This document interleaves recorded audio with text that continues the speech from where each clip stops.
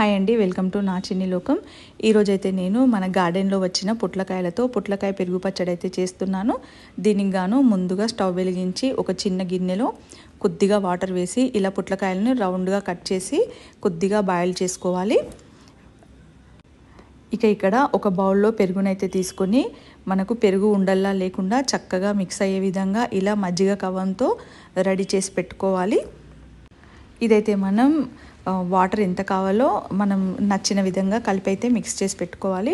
ఇక్కడైతే ఒక 1 table spoon ఆవాలు ఇలా రోట్లో అయితే దంచేస్తున్నాను.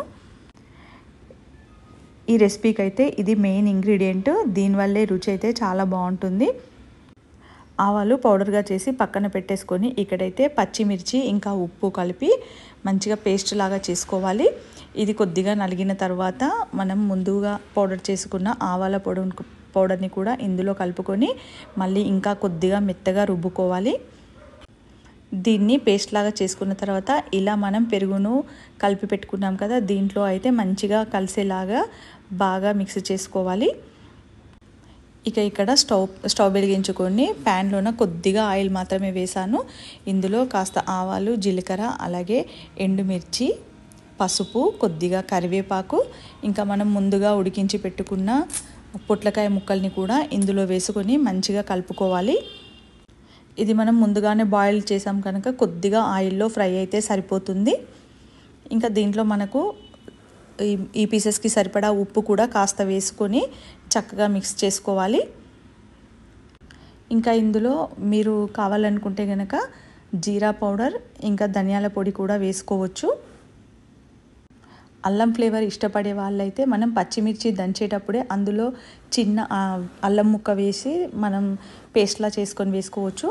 ఇలా మంచిగా మిక్స్ చేసుకున్న తర్వాత ఒక 2 మినిట్స్ మూత పెట్టుకొని మగ్గనిస్తే సరిపోతుంది. అలాగే ఇందులో కొద్దిగా ఇంగువ కూడా యాడ్ చేసుకుంటే అప్పుడు టేస్ట్ కూడా బాగుంటుంది.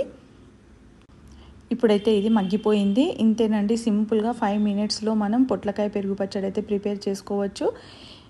ఈ మిశ్రమాన్ని అంతా కూడా మనం ఇందాక పెరుగు రెడీ చేసి పెట్టుకున్నాం కదా, ఇందులో బాగా కలిపి ఒక 1/2 అవర్ పాటు పక్కన పెట్టేసుకుంటే సరిపోతుంది. అప్పుడైతే ఈ పీసెస్ అన్నీ ఈ పెరుగులో నాని వాటికైతే మంచి టేస్ట్ వస్తుంది.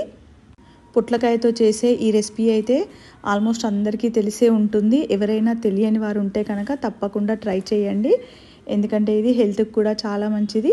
ఇంకా సమ్మర్లో అయితే కంపల్సరీగా మనం పెరుగుతో చేసిన ఇట్లాంటి వంటకాలను మాత్రం తప్పకుండా తినాలి.